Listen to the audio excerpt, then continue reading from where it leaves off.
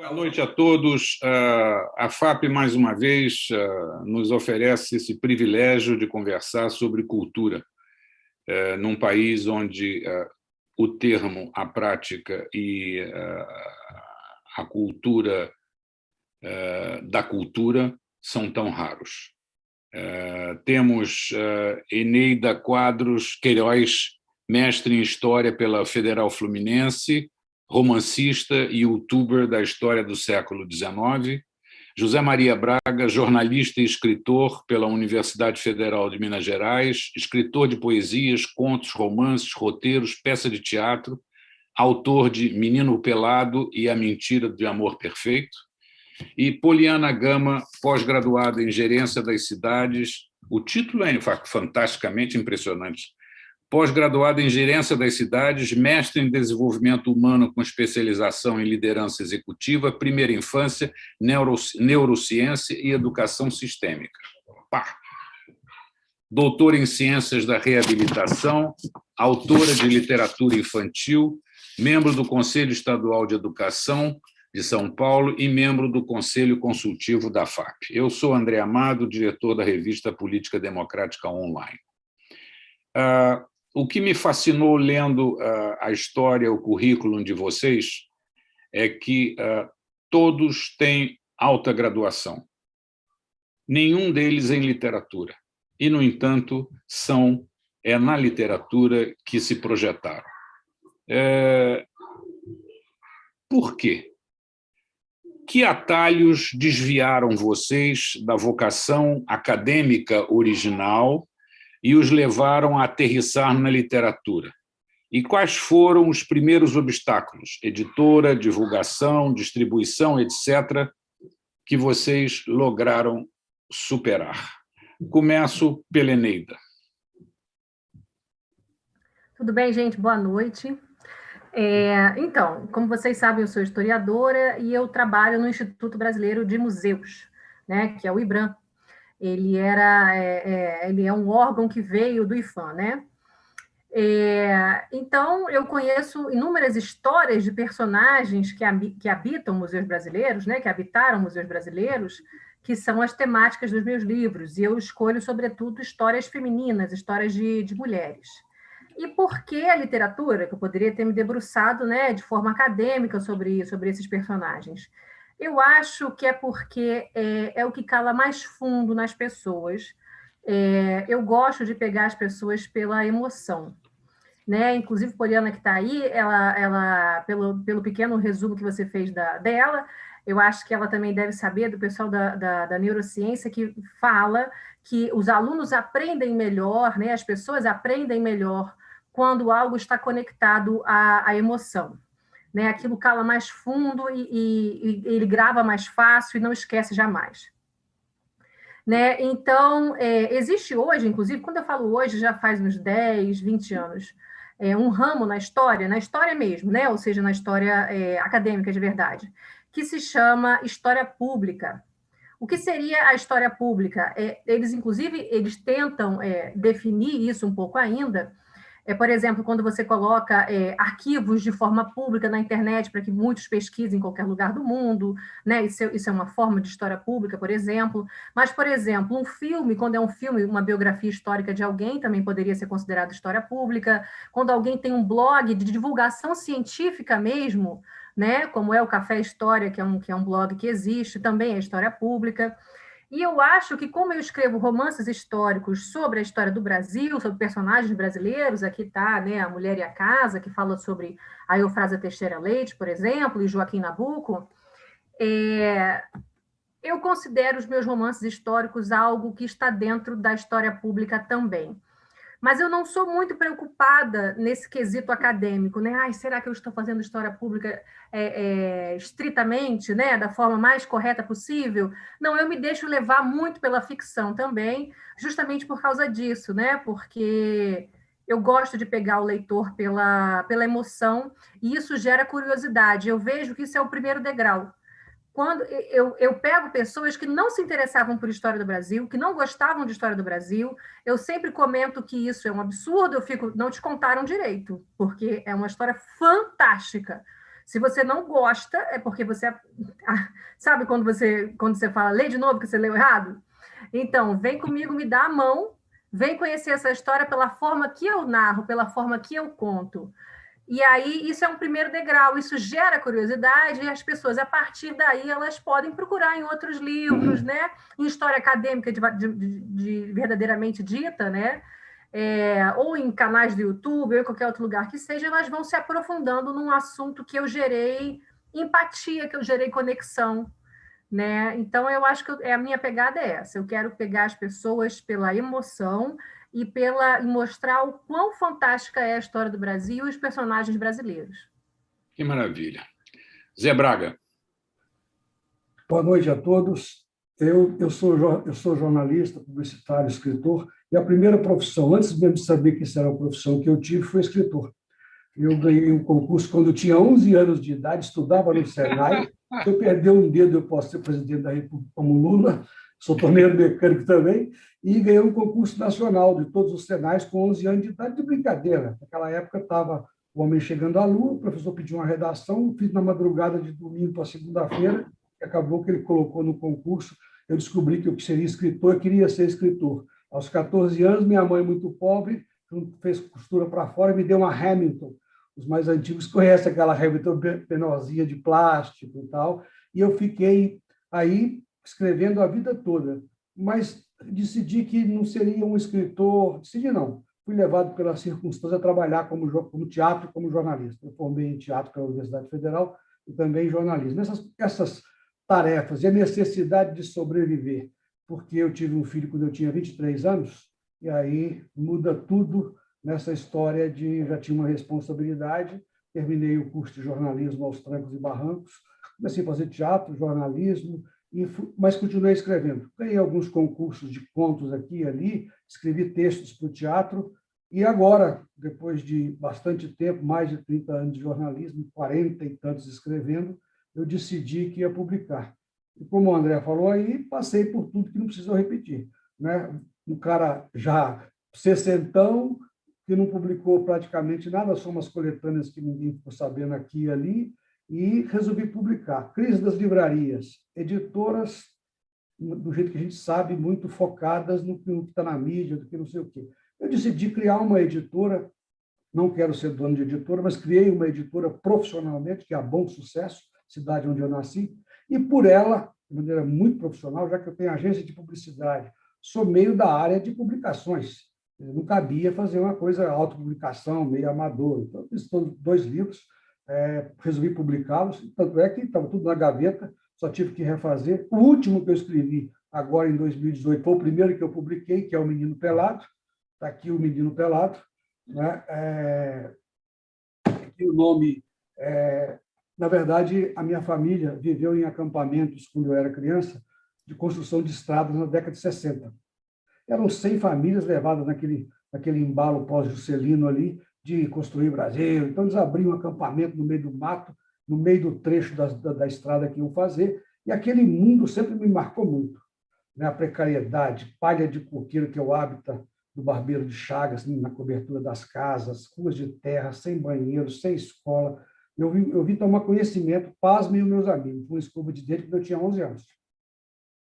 Então, era uma situação, aquele negócio sempre me perseguiu. Como eu já era, quando acabou essa minha fase, eu decidi que eu seria escritor e eu ia fazer alguma coisa sobre esse cenário, essas pessoas, essas famílias, a deslocamento social, a tal ascensão social quase impossível para pessoas que naquela época estavam naquela situação.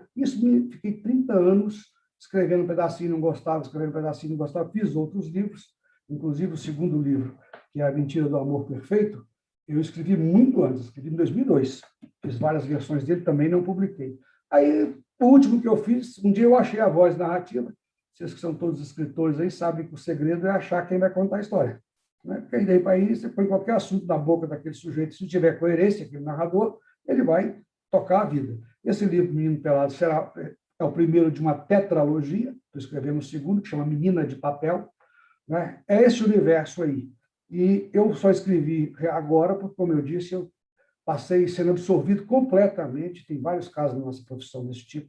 O jornalismo, o Atlara Rezende via dizendo, o jornalismo acaba com a gente, né? Você escreve o dia inteiro, você trabalha o dia inteiro, eu escrevia à noite, fim de semana, mas não publicava. Agora me convenci de que as coisas estão em níveis apresentáveis, embora amigos ao longo desses anos, jornalistas culturais, até alguns críticos, pô, tá bom seu material, entrega para o leitor, mas a minha formação, viu, pessoal, se deu muito lá, aí pelos 20 anos de idade, lendo Dalton Trevisan, Rubem Fonseca, quer dizer, Graciliano Ramos, no sentido do que eles têm de estilista, de trabalho com a palavra. Eu acabei criando o uso do cachimbo, fazer a boca torta, nada para mim estava bom.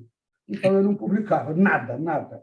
E não achava, e os amigos falando, tal. Como nenhuma editora também se interessava, que eu acho que seria a solução, a editora falasse, olha, você não quer, mas a gente gostou. Eu mostrei para algumas, nunca consegui nada com ninguém. Uma vez estive na Record, estive na Antiga Objetiva, bem relacionado, eu sou jornalista, conhecia as pessoas, tinha feito matéria com os donos, então fui até meio privilegiado na avaliação, nem assim eu passei do crivo deles. Aí agora eu publiquei, e como estava nesse momento de crise das livrarias, não era pandemia, em março do ano passado eu publiquei O Menino Pelado. Uma semana depois o país fechou com os primeiros casos de Covid. Aí foi aquele inferno, né? Escritor desconhecido, livro novo, livrarias fechadas. Aí, quer saber? Coloquei em umas 3 ou 4 livrarias que eu tinha conhecimento, fiz a noite de autógrafo, foi a última que fez na Livraria da Vila aqui em São Paulo, e batalhei o livro para todo lado. Tive alguma repercussão de boas matérias em alguns jornais, e estou levando. Aí, em dezembro, eu falei, eu não ficar já sou meio travado para publicar. Se eu não publicar o segundo, eu vou morrer nesse primeiro. O outro estava pronto, falei, agora é o desafio, vou publicar. Publiquei, graças a Deus, os dois estão, apesar da pandemia, indo muito bem. Menino Pelado, por exemplo, eu fiz sozinho, só 2.000 exemplares, já esgotaram. Eu não tive livraria, não tive distribuidora, não tenho distribuidora, não tem nada. Foi mesmo uma ação pesada minha. Eu nunca tive rede social, fui obrigado a aprender tudo. De vez em quando eu publico coisa errada da página dos outros, achei que era minha, mas, enfim, assumi as redes sociais, criei uma relação, eu tenho facilidade disso, muito íntima com os leitores, e aí começou o negócio. Eu estou numa fase agora de que professores encomendam 10 livros do Menino Pelado para ler em sala de aula. Tenho 10 casos de 10 livros, são 100 livros, coisas que, às vezes, em situações normais, a gente leva tempos para publicar. Agora não, agora eu estou exclusivamente, viu, André e amigos, por conta da literatura. Minha agência de publicidade é tocada por meu filho mais velho há muitos anos, eu não faço mais nada. Eu sou um especialista brasileiro, low profile, mas eu sou especialista em campanhas eleitorais. Desde 89 eu fiz todas as grandes brasileiras. E eu tenho uma agência que chama MPI Campanhas, só faço campanha, então eu fiquei na seguinte situação nos últimos anos. Campanha a cada 2 anos e 1 ano e meio na malandragem. Aproveitei para escrever, para ler, para viajar, e essa é um pouco, resumidamente, a história de por que agora eu parti para literatura. Não resolvi agora, não. Eu tenho coisas, eu estou aqui com 8 romances, é só achar qual que vai entrar na pancadaria agora, que eu estou entusiasmado com a ideia da tecnologia, estou escrevendo A Menina de Papel, já estou mais ou menos umas 80 páginas, eu acho que vai ter umas 500. Meu querido, muito bem, mais um guerreiro para louvarmos, tem que ser guerreiro mesmo nessa atividade. Poliana, o que você tem a nos dizer? Ai, tanta história gostosa. Eu costumo dizer, gente, que o que mais me fascina nisso tudo são as histórias das histórias. Tá? Se há uma coisa que me encanta, a Eneida falando do porquê das histórias que ela escreve, eu já fico... eu gosto disso. Né? Tanto é que, quando eu olho para a questão da literatura, livros que me fascinam são livros de memórias. Por isso que eu sou apaixonada por Zélia Gattai. Porque é aquele livro que você lê e que parece que ela está tendo aquele dedinho de prosa com você, que ela está te chamando para a sala da casa dela, né?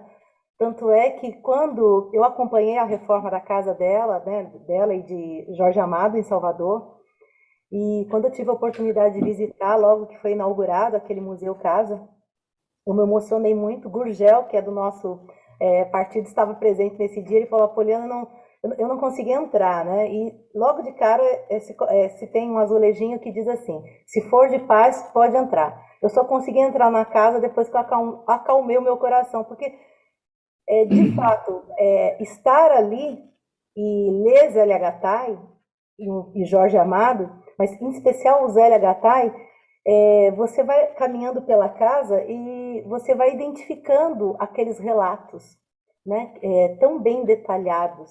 E aí parece que você é íntimo, parece que você é da família. E eu sinto que quando o escritor consegue isso, criar esse vínculo, gente, aí brilha os olhos. E Eneida trouxe essa questão da emoção, né?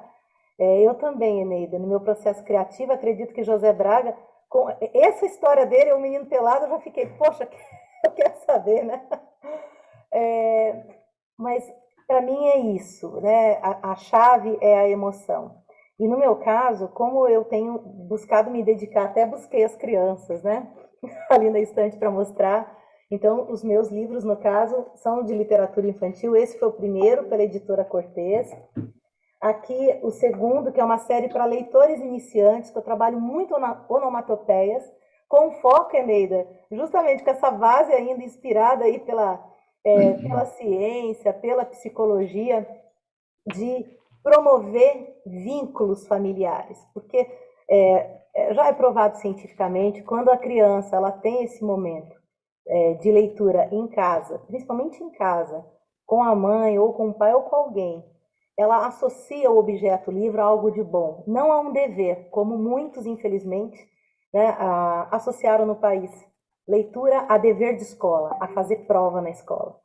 E aí você não cria, você perde uma grande oportunidade de criar o hábito, de criar essa paixão com o objeto livro e com a história, com o conhecer, com o se dispor a ler, né, o que uma pessoa leu do mundo e trouxe para a gente por meio da escrita. E o último, que é Uma Escada para o Céu, esse daqui, ele recebeu em 2019, o Prêmio Latino-Americano de Books Awards, que foi escolhido como o melhor livro em português e também melhor ilustração em português, da literatura portuguesa, né? Então, o que eu sinto? Como que foi o meu processo criativo, né? Ele parte do meu dia a dia, inicialmente, com a minha filha. Então, o primeiro livro, A Menina que Não Queria Dormir, parte desse contexto de família. A gente, como mãe, Eneida deve conhecer várias dessas histórias de mulheres, né? Que a gente vai só acumulando funções e acumulando muita culpa também por não ter esse momento com os nossos filhos, né? Então, A Menina que Não Queria Dormir nasce de um pedido da minha filha, porque ela não queria dormir mesmo, e eu tinha que acordar 6 da manhã para ir trabalhar e para chegar em casa às 7 da noite, e ela passa a estender o horário, a querer dormir 1, 2, 3 da manhã, e aquilo começa a me causar, porque imagina, a gente sem dormir causa irritabilidade, uma série de coisas. E num dado momento dessa nossa conversa em casa, o pai dela corria, contava história, não dava certo, eu cantava, não dava certo, e trazia para tentar dormir junto e não dava certo nada.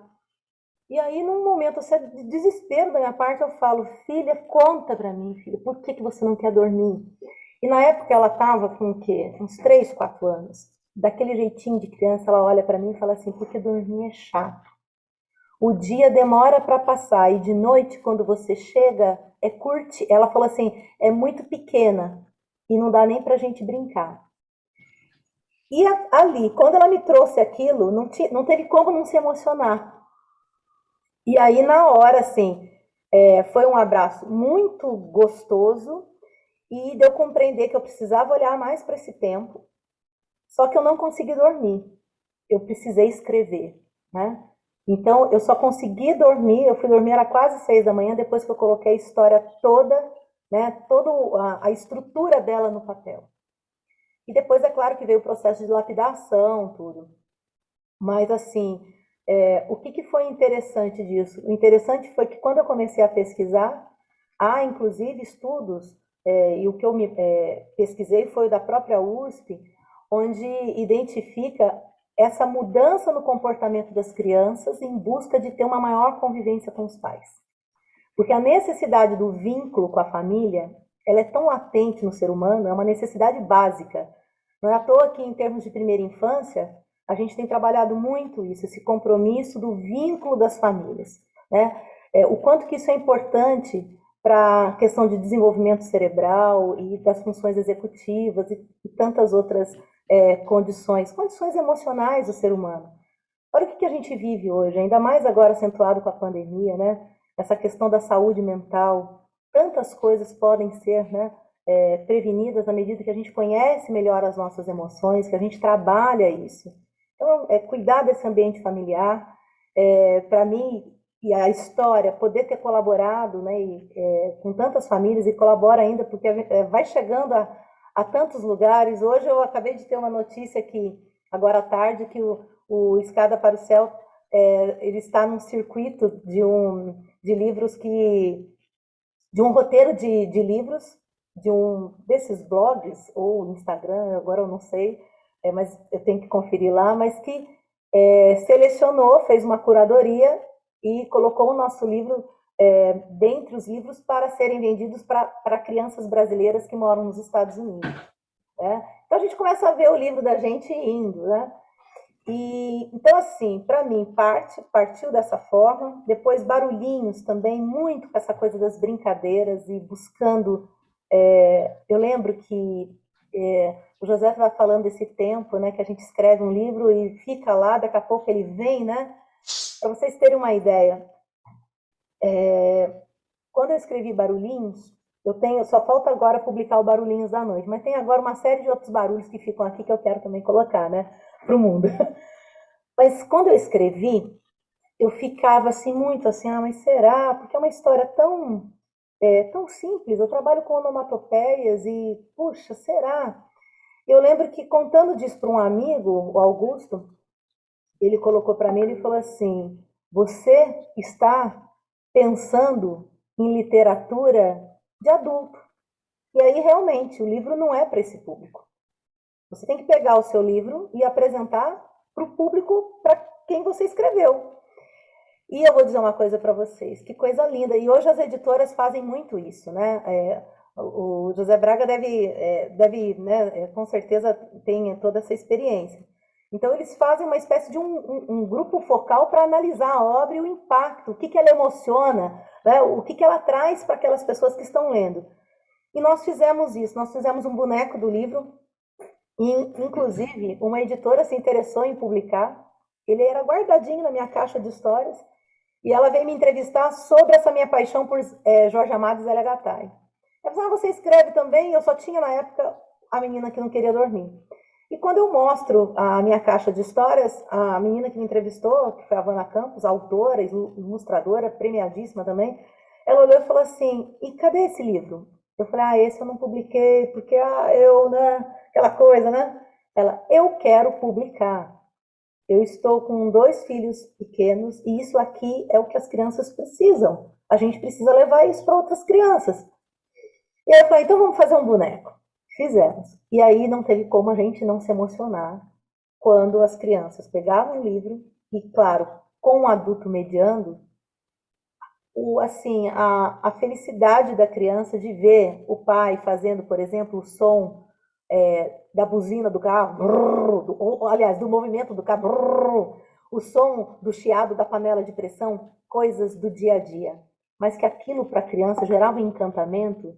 E o grande propósito da gente com o livro é realmente semear esse vínculo afetivo com o livro, com a leitura e com esse momento de ler, né? E depois, na sequência, Uma Escada para o Céu, que aí tem uma história muito gostosa com o Davi, meu esposo, quando a gente estava construindo a nossa casa. Tinha uma escada na construção parada e eu fiz uma foto nessa escada e eu olhava toda hora para aquela foto. Eu falava, gente, eu preciso escrever uma história com essa escada. E aí eu lembrei de sabe aqueles períodos da infância que a gente fica imaginando, né? Uma escada para o céu, para a gente encontrar as pessoas que a gente não vê mais, que não estão mais aqui com a gente, e que a gente começa a indagar, por que todo mundo tem que partir um dia? O que é isso, né? E eu lembrei desse período da minha vida. E aí eu comecei a escrever a história, que é um conto acumulativo, e que ficou muito gostoso a maneira como a gente trabalhou. Teve as ilustrações da Thalita Nozomi, que é uma querida, uma ilustradora de ponta também.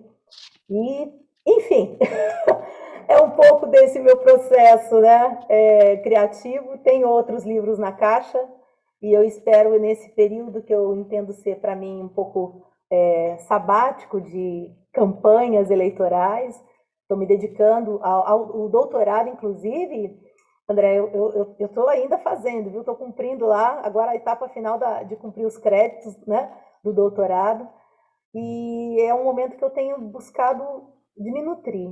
Eu sinto que o lado bom da gente, quando participa da política, de não ter na política como profissão, né? Às vezes as pessoas me perguntam, mas você não vai ser candidato? Eu falo, não, essa não é a minha profissão, né? Isso é consequência de todo um histórico, todo um trabalho.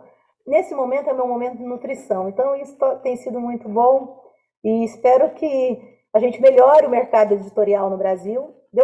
A gente achou que ia piorar, mas com essa questão da pandemia tem gente que fala até que melhorou.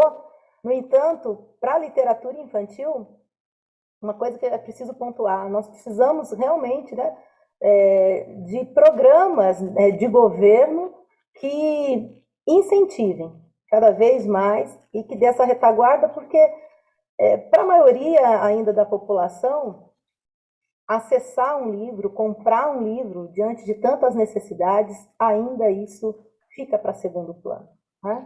E fazer do país um país de leitores exige, né, estruturar essa política pública de modo que isso faça parte do nosso dia a dia, né? Poliana, muito obrigado. Eu não poderia ficar mais feliz com a linha básica do que vocês disseram. Para mim, a vida inspira a literatura, foi o que vocês disseram. E mais, a literatura embeleza a vida, pode embelezar a vida.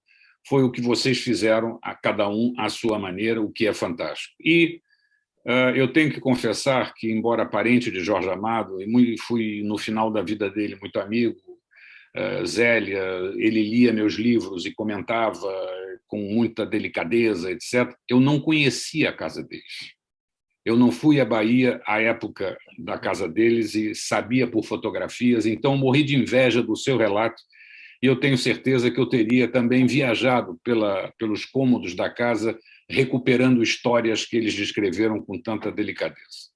André, você sabe que você me fez lembrar de uma situação aqui que é muito interessante. Olha que coisa mais linda, Jorge Amado lendo seus escritos. Que história! Eu tirei xerox à época, né? E já fotografei o xerox ia apagando, e ele teve a grandeza de me dizer o seguinte: quando eu termino os meus livros, quem lê a primeira prova é meu irmão James. E eu digo ao James, o livro é meu, não comente mais do que deva. E ele me dizia isso para que eu não me impressionasse com os comentários dele. Ora, um homem daquele tamanho preocupado com o que eu pudesse achar que ele estivesse exagerando. Então, a história que eu lembrei foi a seguinte: um dos relatos da Zélia Gattai é que quando ela começa a escrever para criança, contando história, né, que ela gostava de contar história. E aí, quando ela começa a escrever e vai mostrar o primeiro escrito dela para o Jorge Amado, ele lê, não sei se vocês sabem disso, né? Ele lê aquilo tudo, olha para ela e fala assim, como é que é? Zélia, você jamais, como é que é? Nós não temos aqui uma literata. E aí ela fica tipo, nossa, né? E ele pega e fala assim, mas temos aqui uma memorialista, né? Incrível. Você mergulhe nisso, né? Nesse seu dom, né? E aí... Ele, quando lia meus livros, quer dizer, meu projeto de livros, que o primeiro livro eu tive que fazer umas 10, 11 versões, na 7ª, 8ª foi quando ele leu, ele só me disse uma palavra: continue. Ele não disse que estava bom, que estava ruim, ele disse continue. Enfim, vamos adiante, e foi muito bom você ter mencionado a função da leitura, porque é em torno disto que eu queria fazer o próximo comentário. Eu descobri recentemente um livro que transcreve a última entrevista do Roberto Bolanho e tem uma reflexão dele que me impactou muito. Ele diz: é mais importante ler do que escrever. Eu queria, Neida, que você comentasse isso.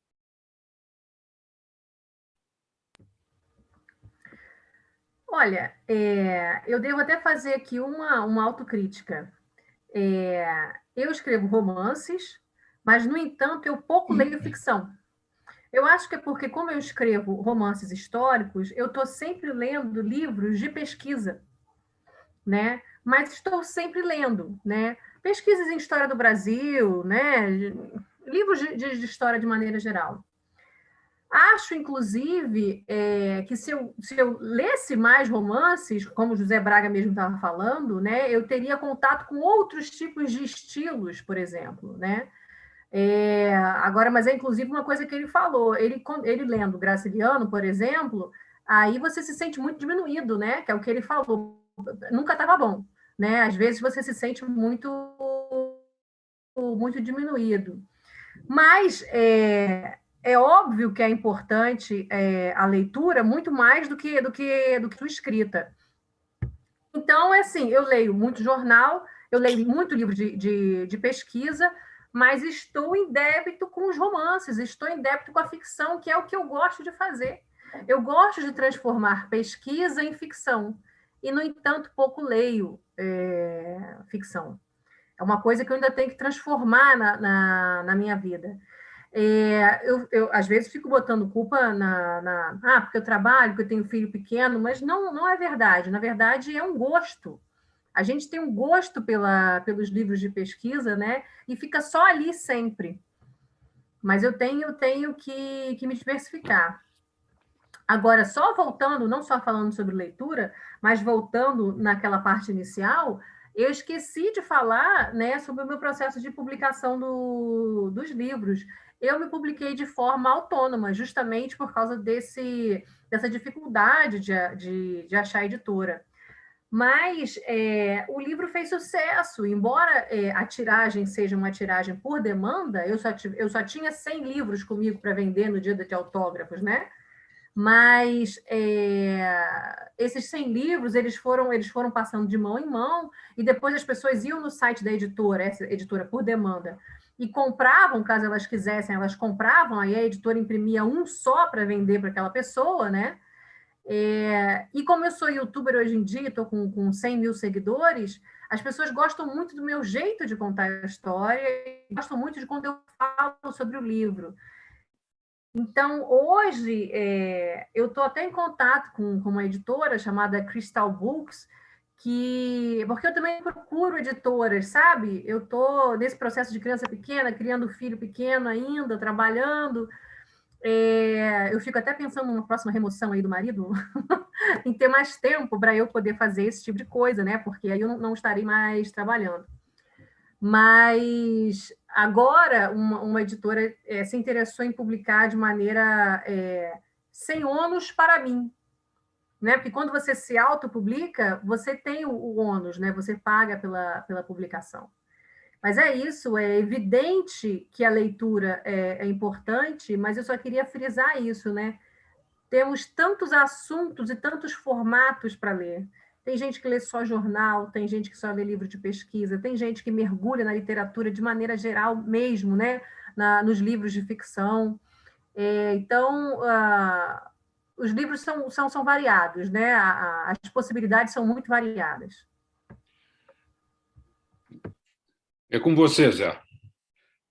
Eu acho que o Bolanhos, com aquele vulcão que ele era, quis dizer, na verdade, o seguinte: escrever é um universo, né? É uma atmosfera, e não é só a minha, só a do próprio escritor. Eu acho que a gente, quando lê, várias e várias vezes, deve ter acontecido com você, com todas as amigas escritoras aí, a gente está lendo, de repente perde a concentração, porque está entrando alguma coisa que nos leva a escrever o que nós estávamos escrevendo lá atrás. Quer dizer, eu, ao contrário da Eneida, eu fiz a minha formação de 30, 40 anos lendo só literatura, praticamente, no foco literatura, e o que li muito foi profissionalmente, história política, eu trabalho com política, né? História política, história do mundo, enfim, mas na literatura eu fui muito focado. Eu hoje fico muito orgulhoso quando eu falo com os meus filhos assim, eu fico muito orgulhoso, tá certo? Que eu estou já bastante velho, mas eu fico muito orgulhoso quando pego um livro, por exemplo, agora da Leila Perrone Moisés, você vai ler as memórias dela lá, ela está citando quase todos os escritores, 80% eu conheço, ouvi falar, ou li um livro, pelo menos. Isso é muito gratificante, eu acredito, para todos os leitores, quando você sente que você foi sedimentando, foi subindo degraus no seu conhecimento. Né? Às vezes, quando um amigo fica me pedindo lista de livros, eu falo, isso não adianta. Comece você para a sua própria lista, porque não adianta. Né? Vou fazer o quê? Para o cara ler o Vila Matas?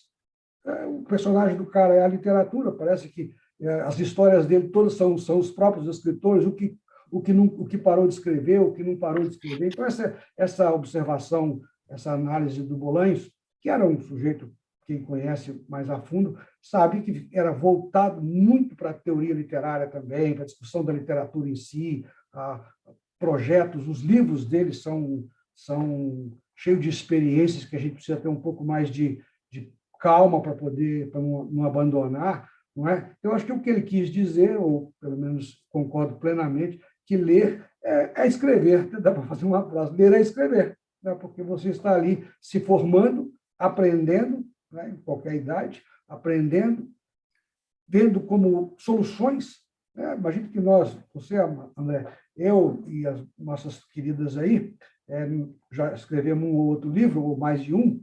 A gente, quando lê livro agora, fica vendo soluções estruturais, né? Você pega aqui no Brasil agora, eu pego, por exemplo, o escritor que eu gosto, que é o Milton Ratum, eu fico vendo as soluções estruturais dele, o desenho do romance. Ele faz um prólogo que já anuncia a lá Garcia Marques no Crônica de uma Morte Anunciada, ele já anuncia que o fulano morreu e que não sei o que lá. Aí você vai seguir a história, aí você vai vendo as soluções estruturais, as entradas de capítulos. Quer dizer, hoje eu não consigo mais ler um livro, digamos assim, relaxado. Eu vou sempre meio trabalhando, vendo o livro, às vezes eu volto, né? Quando alguém fala de um escritor muito genial, poxa, deixa eu lá ver que genialidade é essa. Releio algumas coisas do Saramago, fui lá no Faulkner, quer dizer, em busca de aprendizado. Eu não preciso mais, eu não estou relendo o livro. Eu vou lá, hoje, quando eu vou nesses grandes mestres aí, eu vou lá dar uma olhada de soluções. Você me perguntar, mas o que você foi procurar lá? Não sei. Fui lá, comecei a folhear a esmo, assim, geralmente uma trava aqui no computador, alguma falta de rumo aqui, eu vou lá para a biblioteca, que é no outro cômodo da casa, e sento lá e começo. Pego um livro, pego outro, pego uma coisa, vou olhando, sem rumo, olho na prateleira da biblioteca, assim, pego alguma coisa, tiro, olho, sento uma hora, meia hora, volto para o computador. Então, na verdade, ler é escrever. Né? Porque quando eu fui lá ler, na verdade, eu estava perturbado pelas minhas travas e, de alguma forma, né, como diz o Mangel também nos seus livros sobre leitura, né, o ato de ler em si, você vê que a leitura é escrever, é aprender, é se aprimorar, enfim, é se inspirar também, né?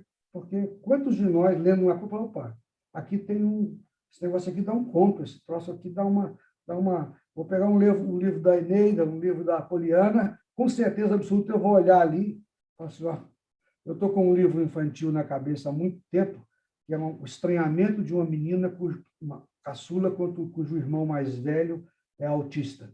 E uma pessoa me contou uma historinha assim, e ela ficou assustada quando o irmão não sabia brincar. Aí ela foi falar com a mãe dela.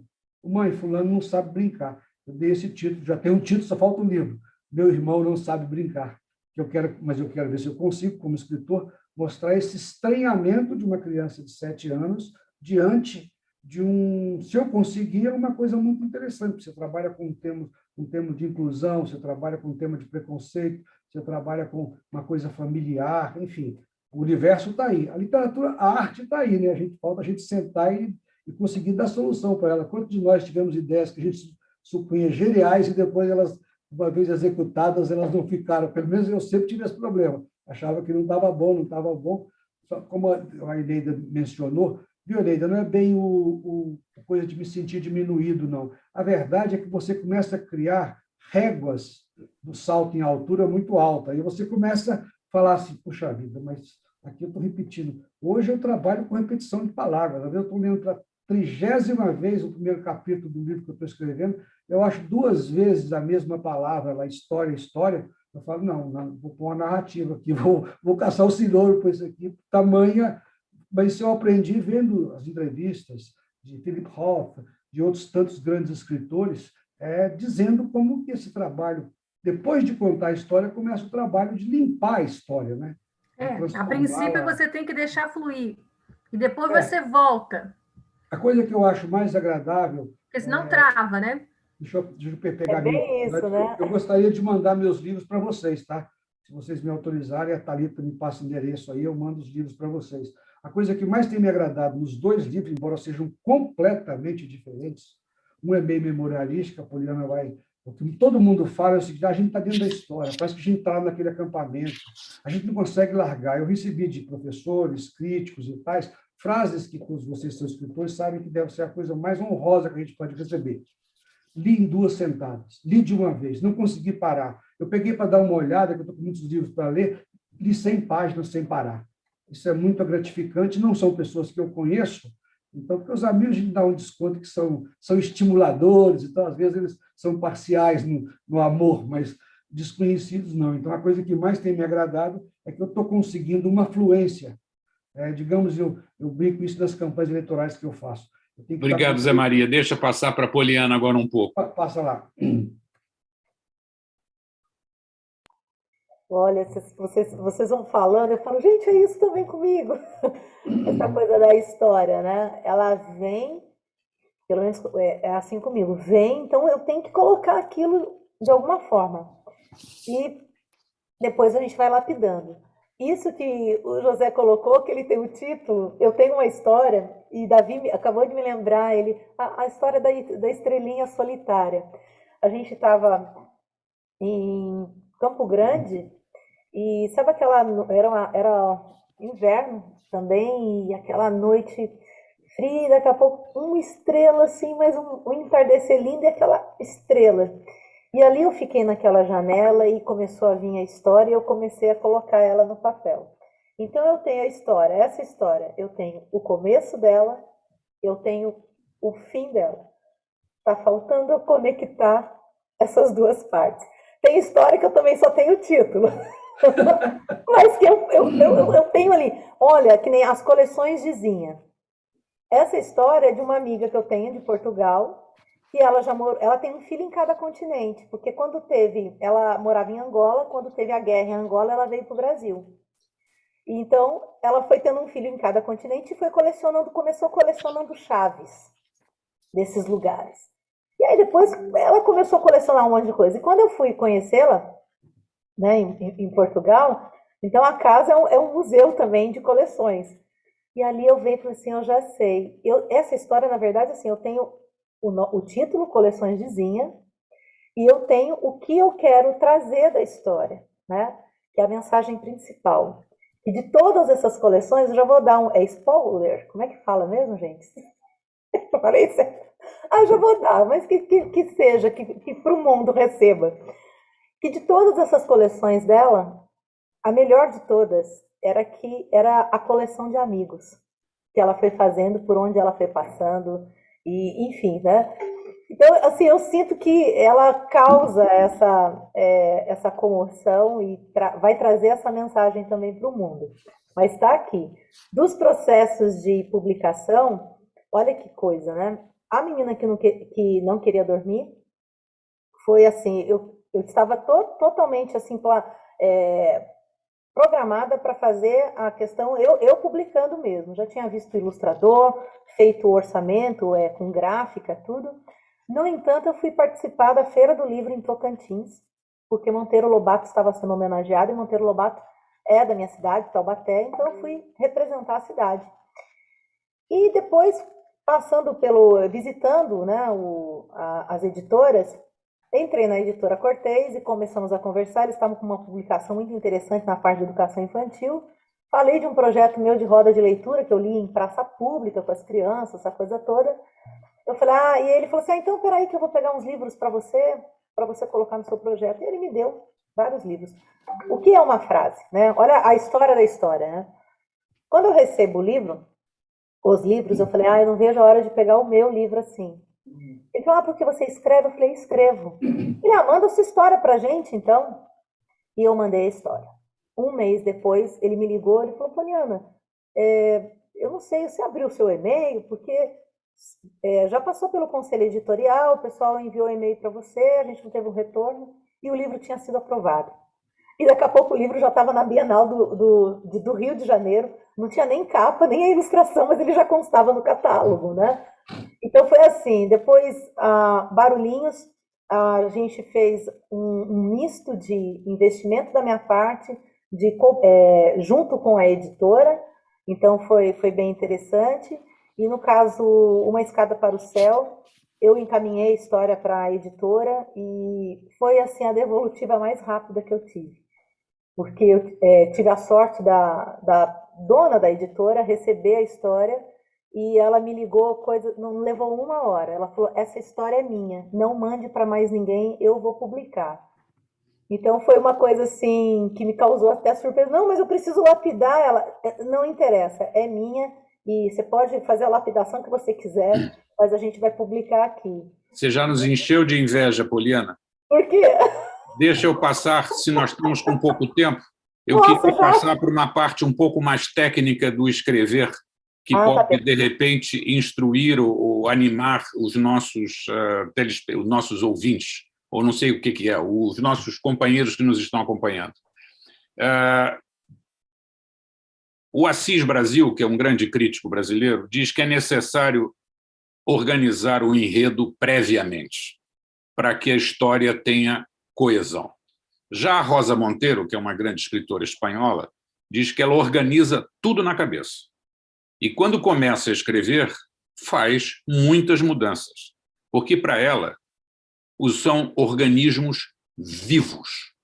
Eu pergunto, Eneida, você organiza o que vai escrever ou você escreve e se organiza? Olha, isso daí varia um pouco. A princípio, o que eu tenho que dizer para vocês é o seguinte, como eu escrevo histórias de pessoas que já existiram, pessoas de verdade, eu já tenho a história razoavelmente pronta. Eu já tenho início, né? Eu não estou bolando nada, eu não estou, né, criando nada. Então, eu tenho início, meio, fim, eu tenho fatos históricos, né, que eu tenho que ficcionalizar, né? Eu tenho que criar ficção em cima daquilo. E eu sempre uso, né, a trajetória do herói, né, que é uma receita de bolo, é uma forma de bolo, mas que dá certo. E também uso aquele esquema do romance, aquele esquema super blockbuster, né, de que você tem a apresentação do status quo, você tem a quebra do status quo, você tem todo o desenvolvimento do livro, que você pode ter aqueles picos e vales, até que você tem o clímax, que é o pico mais alto, e você tem a resolução do conflito, e aí você tem ou um retorno ao status quo, ou você tem a criação de um novo status quo. Você faz dessa forma que você não se perde, né? E gosto muito também de trabalhar a trajetória do herói. É claro que os meus heróis, eles são pessoas que têm a sua história própria. Quando você pega um personagem como Joaquim Nabuco, que está no meu livro A Mulher e a Casa, a trajetória do herói ela é muito clara, inclusive é um herói assim virtuoso, né? E eu acho maravilhoso porque ele não começa de uma forma assim. As pessoas erram, né? E é bom e é interessante mostrar que as pessoas erram, que as pessoas têm vaidades, né?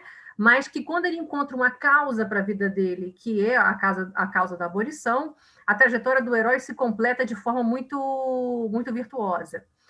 No caso da Eufrásia Teixeira Leite, eu também consegui fazer uma trajetória do herói também. E tem outro livro também, da Uma e da Trama, que também vou trabalhando esse tipo de coisa. Mas então, como vocês podem ver, no meu caso, como eu faço romances históricos de pessoas que existiram,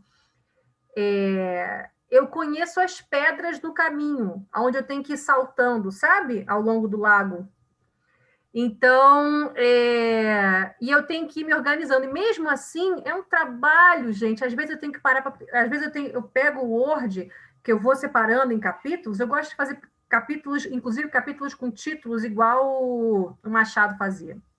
Gosto de fazer dessa forma, até porque normalmente os meus livros são livros sobre o século XIX e habitados no século XIX, então eu gosto de fazer dessa forma, como os capítulos que o Machado fazia. E às vezes eu tenho que parar para olhar no meu Word, né, que eu escrevo no Word, para ver quais são os capítulos que eu já tenho. Eu tenho sempre uma linha do tempo dos personagens para ver o que está faltando eu contar. Então, está faltando isso ainda, e eu tenho que saber estratégias de como contar aquilo. A gente não pode se perder na velocidade com que se conta as coisas também. É um processo bastante complicado. Eu demoro bastante tempo.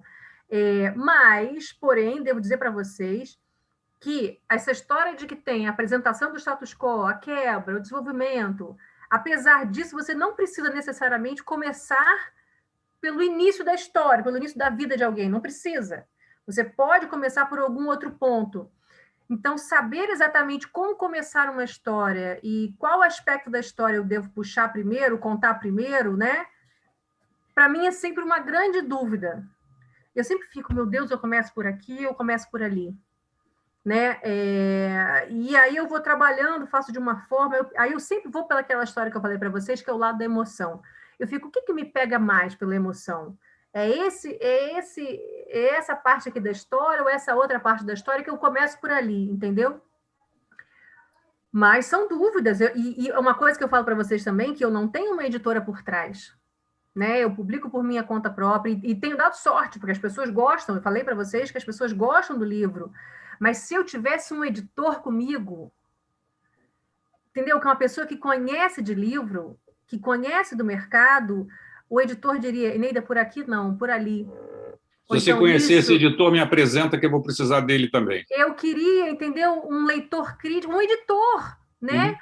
Como tem os americanos que agradecem, começam agradecendo o editor e etc. Sim, claro, porque ele é como o José Braga está falando. O José Braga é um editor, alguém que já leu muito, que conhece muito, que falou, por aqui não, por ali, ou então isso, vai, tá certo, vai. É como se fosse um diretor de teatro. Isso. Né? Eu sou uma ferramenta para contar uma história, eu preciso do editor comigo, eu não tenho. Então eu vou no meu feeling, tá? Eu vou no meu feeling e tem dado certo, mas eu queria um editor comigo. Braga. Só para antes de entrar na minha parte, eu vou falar da Eneida aí. Hoje tem um profissional muito comum no Brasil, não é fácil de achar um bom, eles chamam preparadores de originais. Um pouquinho antes do editor. O editor hoje está mais naquela função, pelo menos um grande editor aqui me disse que nenhum editor lê mais original de ninguém, lê sinopses. Ler como se fosse de um filme o argumento. Então, hoje tem preparadores de originais. São pessoas que você contrata, trabalham para as grandes editoras, inclusive com grandes nomes, eles pegam o seu original e encaixam. Nicho, até a editora que você poderia... É um agente literário, não é? E, principalmente, a estruturação, por aqui não, esse personagem está mal elaborado, enfim. Existe esse preparador de originais, eu já usei alguns, e acho que tem gente muito boa fazendo um trabalho muito minucioso em cima do original. Sobre você perguntou, André, eu parto geralmente de uma sensação, mas desde muito cedo. Alguma coisa me incomoda, alguma coisa me toca, me cria algum impacto, aí eu tento procurar uma história, eu começo a pensar, geralmente tem um personagem no meio, né? Você pensa, por exemplo, a mentira do amor perfeito. Eu quis fazer uma metáfora sobre essas previsões que a gente tem, que acha que tem controle. Eu vou ser historiador, eu vou me transformar numa pessoa igual a Eneida, eu vou escrever livro agora. Eu planejo um monte de coisa. Pode vir uma coisa no meio do caminho aí que me interrompe tudo. Eu jogo isso para a vida. Para um Paulo Gustavo, que está aí no auge da carreira, acontece uma coisa dessa com ele. Você tem o Schumacher, ganha 7 vezes o campeonato mundial. Esse imponderável, esse imprevisível, esse é o romance. Eu estava com essa sensação. Eu conheci uma pessoa, vi uma história de uma pessoa que, no auge de tudo que você puder imaginar, ela era alta, ela era bonita, ela estava num sucesso absurdo, antes dos 30 anos na empresa que ela trabalhava, e, de repente, um acidente de percurso na vida dela fez com que ela, está viva até hoje, que ela passasse a correr a vida, girar a vida em torno daquela sensação, essa digamos, a cajuína do Caetano, sabe? Só a matéria-vida era tão fina, a cajuína cristalina em Teresina. Essa matéria-vida fina, essa foi uma sensação de fragilidade. Eu tinha perdido o sobrinho aos 24 anos com câncer no cérebro. Essa coisa de a gente não consegue controlar o que vai acontecer conosco, essa sensação. Aí depois eu soube da história. Essa fulana criou uma personagem, que a única coisa que ela tem da personagem genial é esse momento de ser alta, bonita, sucesso, tal. Isso não é um clichê, a pessoa era assim mesmo, e está bem resolvido isso no livro, depois de 20 anos de trabalho, 10 versões, viu, André? Tem impressa aqui em casa que eu achava que estava boa, imprimi em gráfica rápida, tem 5 aqui, com títulos diferentes ainda, e eu falei, não, essa agora está boa, vou imprimir em gráfica rápida, 20 exemplares, vou passar para os meus amigos mais críticos. Tem 5 exemplares diferentes aqui do que estava pronto. Então, o meu processo, primeiro uma sensação, depois eu vou construindo uma história. No meio da história para frente, geralmente começa a ficar perdido, se for um livro grande, não dá para começar a ler. Eu tenho esse processo que é horroroso. Eu leio do começo tudo de novo para poder dar mais um passinho para frente. Quando você está com 200 páginas escritas, se você não tiver o dia inteiro para poder ler aquilo, você está perdido. Então, aí eu começo a estruturar e fazer resumos, do tipo assim, capítulo 1, tem isso, acontece isso, mas já aconteceu. Na verdade, eu vou... Uma vez o seu parente, o grande Jorge Amado, eu ouvi ele dizendo numa entrevista o seguinte: a gente não escreve uma história, a história se escreve sozinha. A gente só vira só um veículo dela no meio do caminho. Então, partindo disso aí, eu parto de uma sensação e vou escrevendo. E aí, às vezes, o primeiro capítulo, com o andar da carruagem, passa a ser o sexto, até eliminado. Enfim, na verdade, eu parto de alguma sensação que eu quero transmitir. Como eu disse aqui, eu tenho um título infantil, eu tenho uma sensação de estranhamento. Agora eu quero ver se eu consigo contar uma história reproduzindo essa sensação. Né? Tem um título que vocês vão achar estranho, mas é um ditado português, quando se quer falar de uma pessoa muito sem vergonha, muito pilantra, que tocou o título na cabeça: Um Filho de 40 Putas.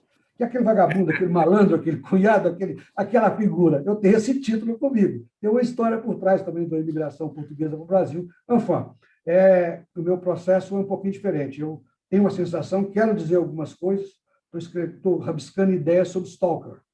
Já estão 5 anos que estou fazendo isso. Estou com essa sensação. Esse absurdo de alguém perseguir alguém. Agora, vou ver se eu consigo construir uma história em torno disso que seja palatável, legível e que não seja muito clichê.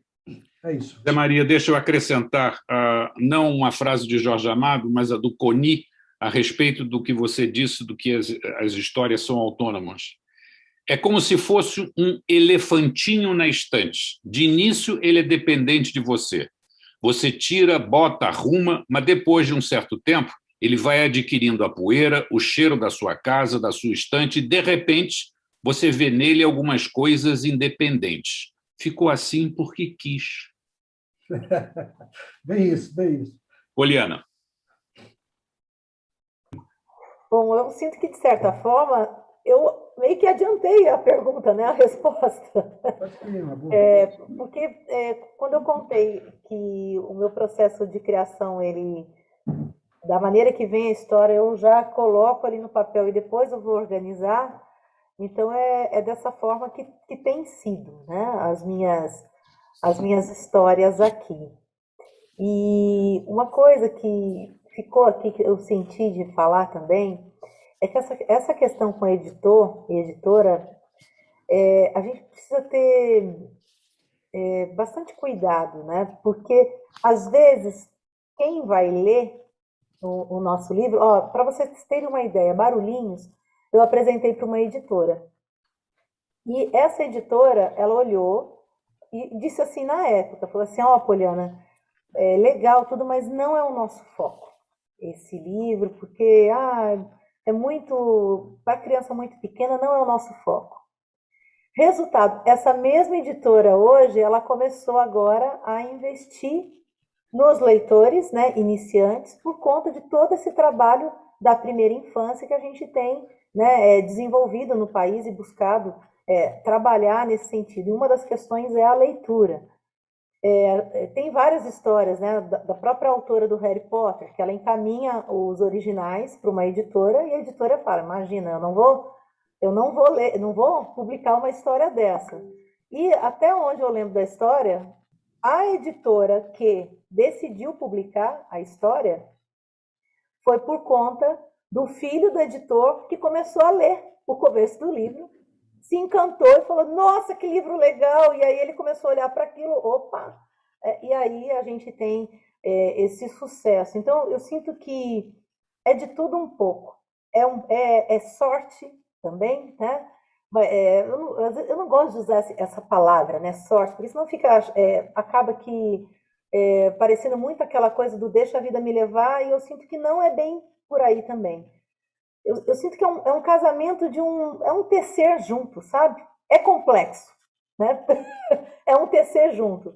Então é aquilo, é o momento certo na hora certa e a persistência também, porque a gente recebe muito não, muita resposta automática, né? Agora, nesses tempos, eu tenho aqui algumas histórias e comecei a verificar nas editoras que eu já tenho livro publicado. Poliana, mas a situação está meio complicada, a gente não tá publicando, essa questão da pandemia dificultou bastante. E eu tenho, assim, por outro lado, lido algumas notícias mostrando que o setor tem, né, já comemore também alguns avanços. Então, para mim, assim, é muito gostoso a gente poder contar histórias. No caso do meu público, que eu gosto de falar com criança e trazer alguns temas, né? Eu sinto que, assim, não é só para criança. Quem lê as histórias, pelo menos é isso que eu tenho de retorno das famílias, né? Olha, deixa eu acrescentar argumentos ao que você está dizendo na palavra do Humberto Eco, que dizia: os editores mostram que, às vezes, podiam ser suficientemente estúpidos para recusar determinadas obras-primas. Trata-se, com efeito, de outro capítulo da história das burrices. Talvez eu seja um pouco limitado, mas não posso entender por que 30 páginas a contar como alguém se vira e se revira na cama sem conseguir pregar o olho. Tratava-se do primeiro relatório da leitura sobre Em Busca do Tempo Perdido de Proust. A propósito de Moby Dick, dizia um outro editor, há poucas chances de um livro como esse interessar ao público jovem. A Flaubert, a propósito de Madame Bovary, cavalheiro, o senhor sepultou seu romance sob um entulho de detalhes que são bem delineados, mas completamente supérfluos.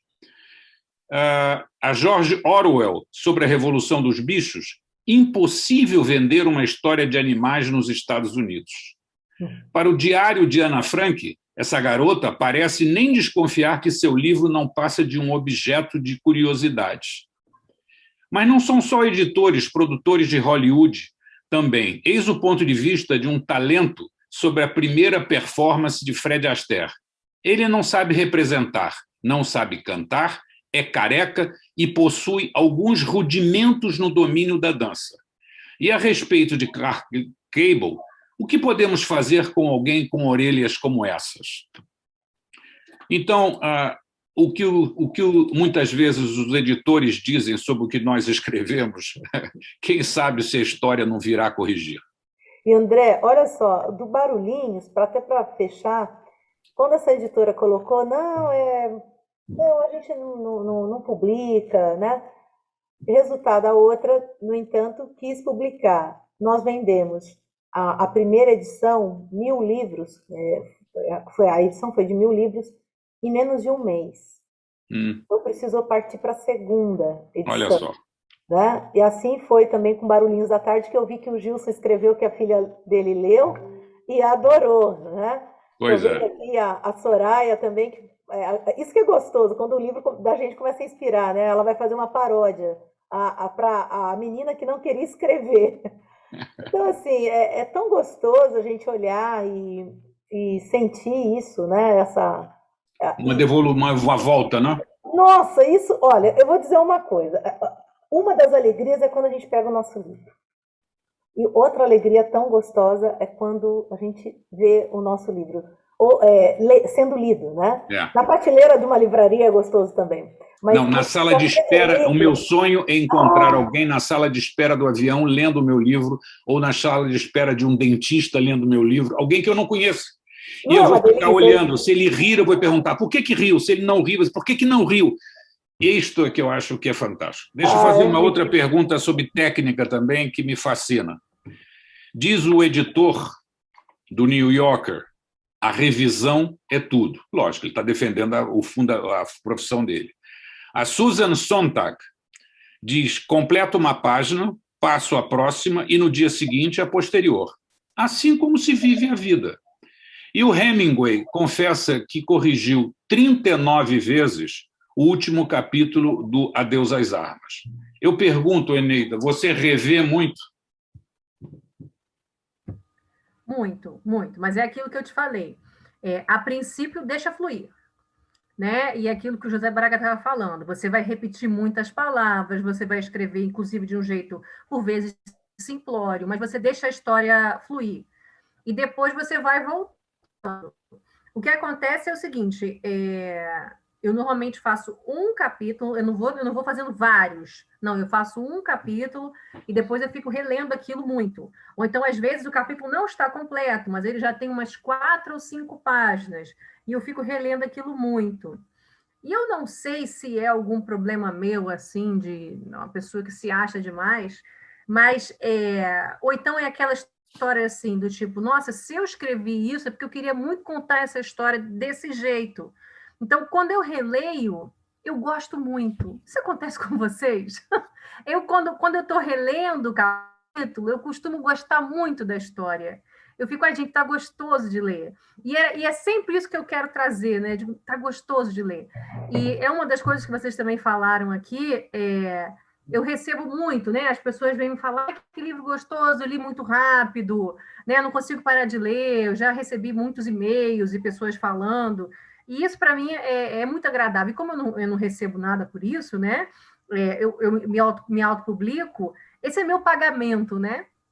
E que pagamento? Como vale a pena? Também não sei como é que vocês lidam com isso, mas para mim vale muito a pena. É o melhor e, por exemplo, pagamento. Uma das coisas que é o melhor, é muito legal. E uma das coisas mais interessantes também é quando tem, por exemplo, a Biblioteca Salomão Malina, ela faz essas rodas de leitura, né? Que hoje em dia está em alta, inclusive. Escolhe-se um livro, todo mundo do grupo de leitura lê e depois se debate. Eu já participei de algumas rodas de leitura sobre os meus livros, né? Que gostoso é aquilo!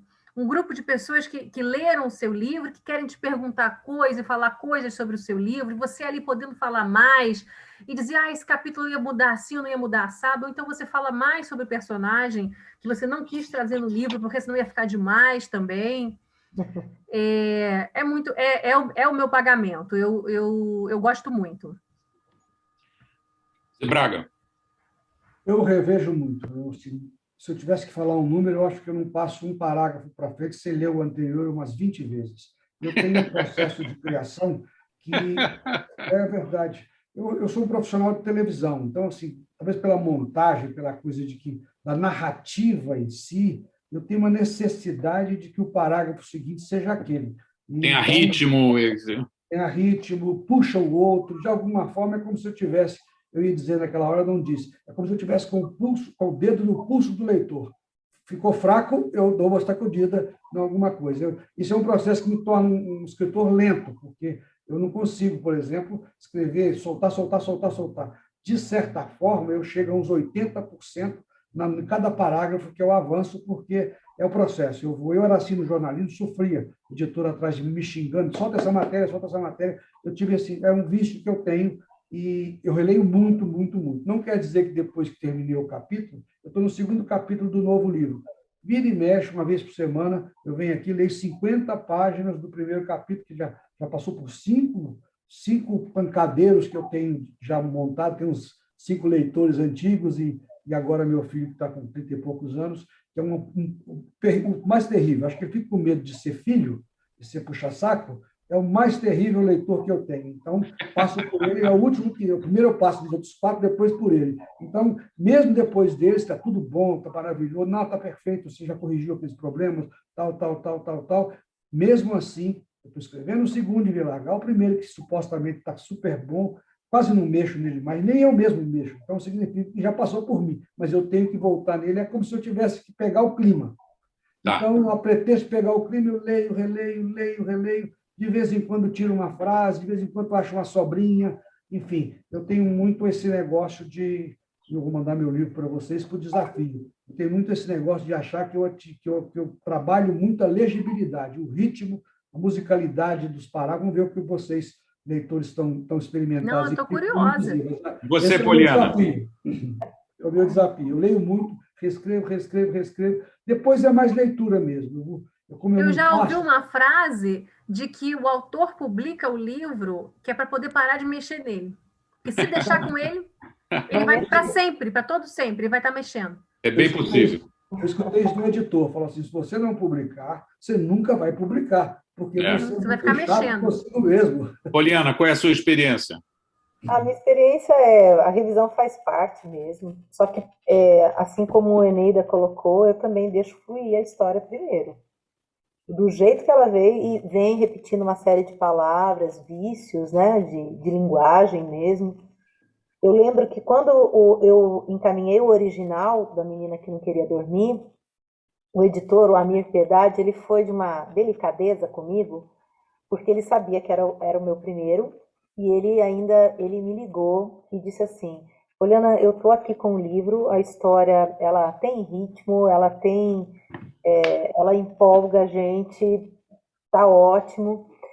A única coisa é que no final dela, isso faz parte, de coisa de escritor iniciante.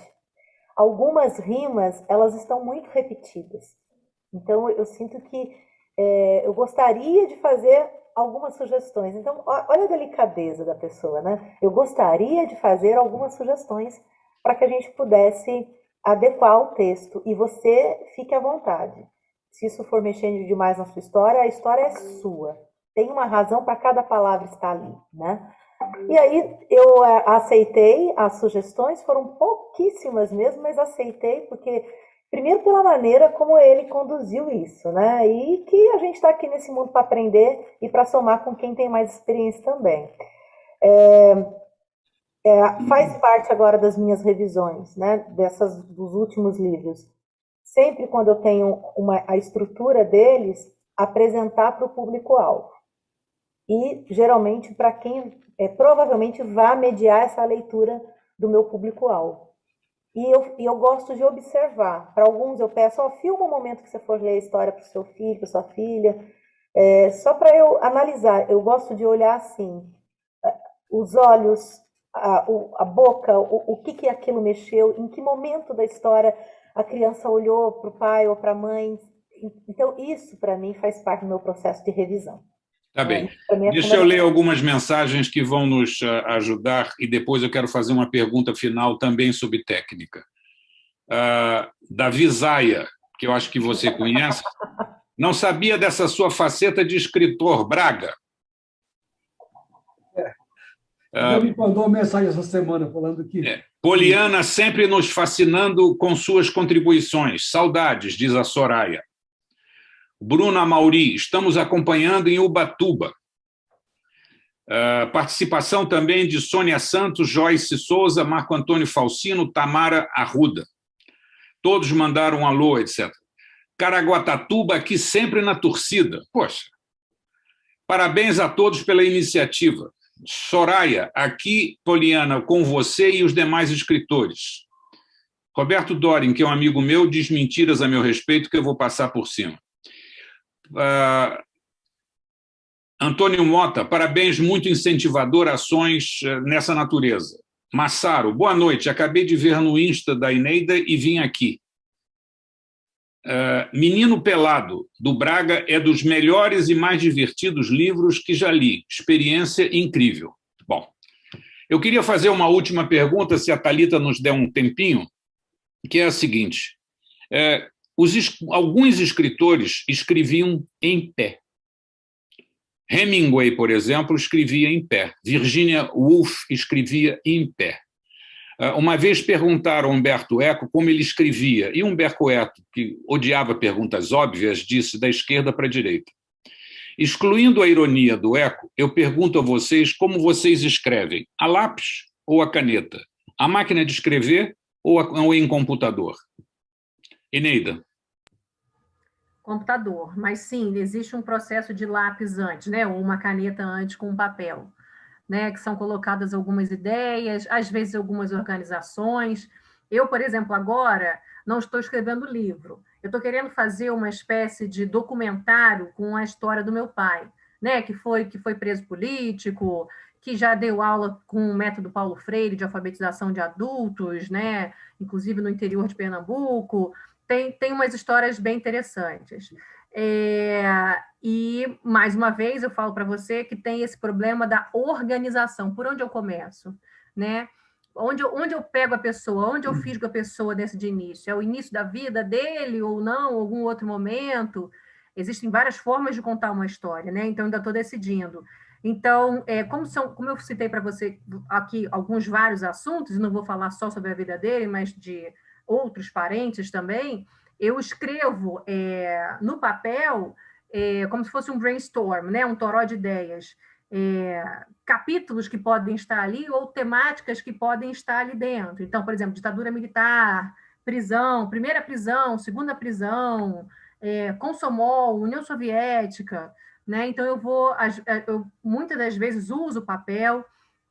Quando eu estou fazendo um romance histórico sobre algum outro personagem do século XIX, eu uso o papel também para poder fazer uma linha do tempo da vida da pessoa, né? Ano de nascimento, de morte, todos os principais acontecimentos.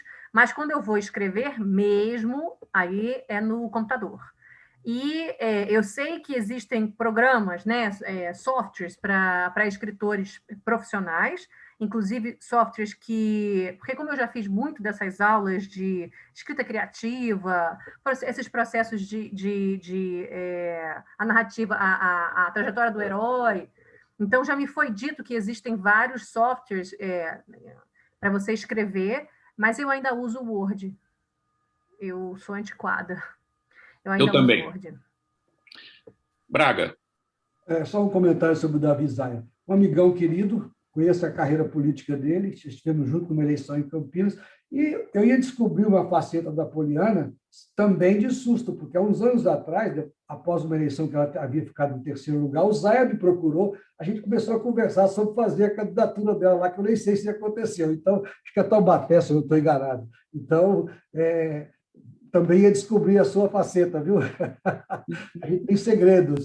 Sobre o escrever, eu escrevo poesia só à mão, só a caneta ou a lápis, mas à mão, porque eu não sei, eu não sinto necessidade também porque o verso é curtinho ali, dificilmente você faz um verso muito longo, e não sei porque eu tenho necessidade de ver aquela forma ali escrita à mão, parece que está mais perto. Eu acho que poesia, eu não pratico muito poesia hoje, mas de vez em quando escrevo alguma coisa ainda, não para publicar, evidentemente, mas escrevo à mão. Agora, ficção, outro tipo de ficção, só comecei na máquina de escrever na minha velha e boa Hamilton de plástico lá, quando eu tinha 14 anos, e daí depois fui máquina de escrever a vida toda, de uns anos para cá, quer dizer, de 90 e tantos para cá, computador direto. E eu não escrevo mais nada à mão, eu chego, no máximo anoto, escrevendo, eu tenho uma dúvida sobre uma pesquisa, como eu não tenho a Eneida como minha consultora só por um telefonema, eu coloco aqui, deixa eu ver se essa máquina era essa máquina mesmo que existia naquela época, deixa eu ver se o Conga era um Conga azul de solado de... Eu tenho uma amiga que eu acho a pessoa mais, entre aspas, chata, mas a mais maravilhosa para nos ajudar, escritores. Ela lê, põe tudo em dúvida. André, esse Conga, na época, não era de solado de borracha, era solado de corda. Você fala, pelo amor de Deus. Não tinha isso aí nessa época. Não sei como eu estou escrevendo um romance, o Menino Pelado da década de 60, ela checa tudo. Tudo. Parece checadora da revista Veja ou de uma grande revista. Ela checa tudo. Então, mas eu escrevo direto, André, só para ficar com foco no que você perguntou. E escreve no Word? No Word ou em algum outro? No Word ou em algum outro? No Word não sei muito mais do que isso, não. No máximo, não sei diagramar, por exemplo, no Word, eu tenho maior dificuldade. É mesmo uma máquina de escrever com que eu possa, não preciso passar aquela tintinha branca que a gente passava antigamente, nem colar uma linha em cima da página, como a gente fazia antigamente. Eu consigo fazer... É isso, eu escrevo direto no computador, todo dia de manhã, sou disciplinadíssimo. Raramente eu não leio mais os jornais de manhã, deixo para ler, quando eu me canso ali pelas 10h30, 11 horas, 6 horas já estou no computador. 10 horas estou cansado, aí eu vou lá, leio os jornais, tomo café, ou às vezes tomo café, vou fazer o café para a namorada que está aqui, aí eu tomo café também, mas enfio aqui dentro. A empregada já sabe, meus amigos já sabem, eu não atendo celular, fico aqui. Estou bem focado e fico com um prazer. De certa forma, a pandemia, meus amigos ficam tão preocupados, falam, não fez muita coisa. Infelizmente, só restaurante, livraria, mas cinema, teatro, mas a vida minha já era trancada dentro de casa há muito tempo, pelo menos nos últimos 6 anos, eu estou praticamente saio 2 vezes por semana para um almoço, para um encontro com algum amigo escritor ou editor. Estou trancado em casa, então sinto falta, claro, de sair, de ir nos lugares, mas não era muito de sair. Já ficava muito, eu fico meio trancado no meu universo. E escrevo direto no computador todos os dias. Poliana. Então, eu começo assim a escrever papel, lápis, gosto muito. Caneta também é o que vier, é assim, tem que ter o papel e lápis, caneta. No entanto, olha só que coisa, né? Uma Escada para o Céu, a história veio durante uma viagem. Eu não tinha um caderno para anotar, mas eu tinha o bloco de notas do celular. E eu escrevi ali o que veio, tec, tec, tec, tec. E agora eu descobri um recurso no celular, porque às vezes o problema comigo de digitar é que o digitar, para mim, ele não vai na mesma velocidade que o escrever. Porque na questão do escrever manuscrito, você usa de garatuja, né, de abreviação, tudo para a ideia fluir. Então, eu sinto dessa forma. Mas agora o celular ele tem também um dispositivo que eu ligo aqui o gravador, então eu vou falando e escreve. Não é muito legal porque às vezes também perde, porque você tem que colocar ponto, vírgula, então perde um pouquinho. Mas para uma necessidade ajuda bastante. Então são essas as técnicas e claro que antes de encaminhar um original, passo aqui também para o computador, o Word, como todo mundo, e segue em frente. Eu escrevo com caneta Bic e eu conto quantas canetas eu uso em cada livro. Normalmente são 2,5, 3 canetas. Aí, à noite, eu edito o que eu escrevi no computador.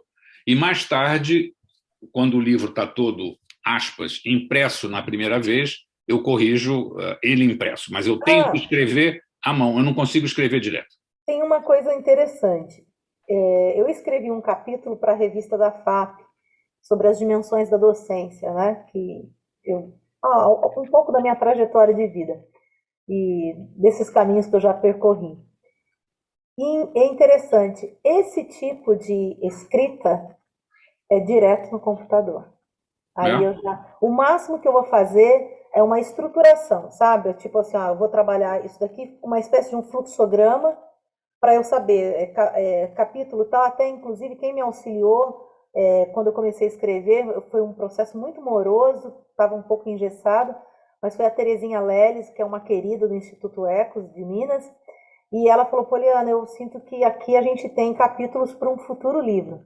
Então eu tenho essa missão agora de transformar o artigo num livro para contar um pouco dessa história. Mas é um tipo de escrita que eu vejo assim que daí flui melhor direto no computador. Vocês podem não acreditar, mas estamos conversando há 1h21. A Thalita vai me matar porque disse que eu teria no máximo 1h, 1h15. Mas eu acho que nós temos que agradecer muitíssimo a contribuição que vocês fizeram com reflexões muito criativas, simpáticas, produtivas e, sobretudo, úteis para quem quer que nos tenha ouvido, para quem quer que queira começar ou continuar a escrever, a ler.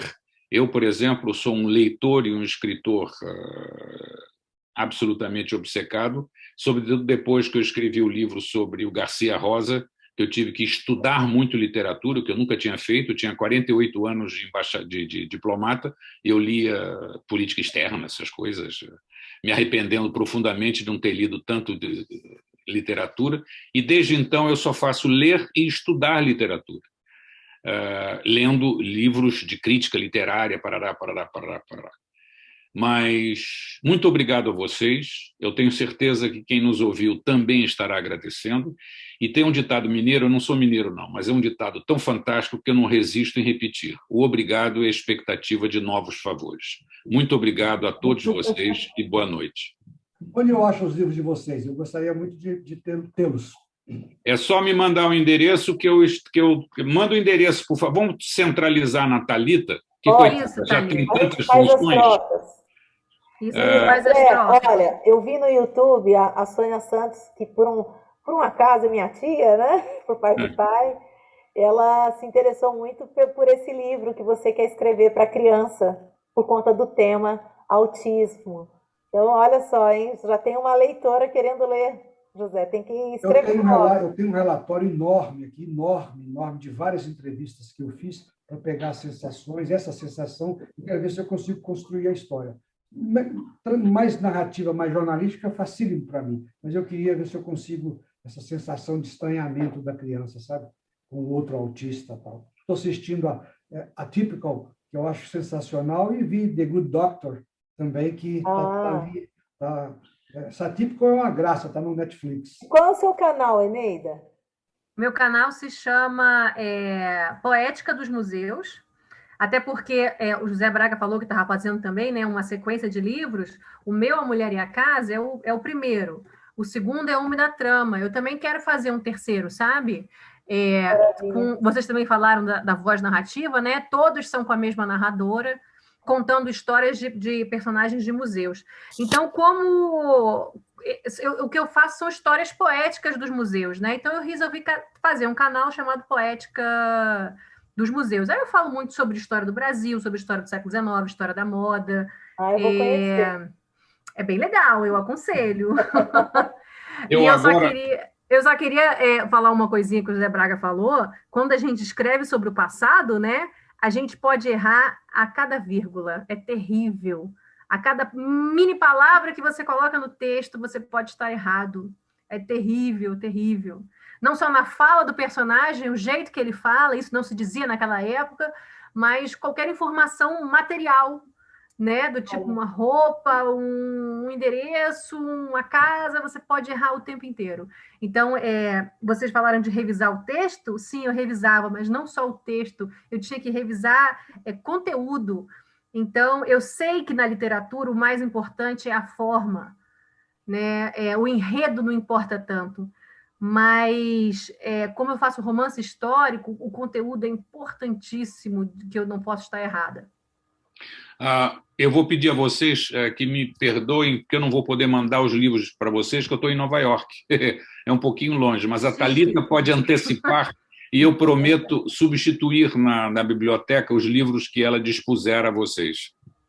Tá ótimo. E, se eu não estou enganado, viu, André? Tá fechado o correio daqui para os Estados Unidos. Eu tenho tentado mandar livros, a minha editora tem 3, eu publiquei o da minha nora, um de poesia, Cálculo 5, Poesia Inexatas, e ela tem leitores, coisa de MBA e tal, em vários lugares do mundo. E para os Estados Unidos não consegui mandar nada, nem para Miami. Deve ser por medo do vírus.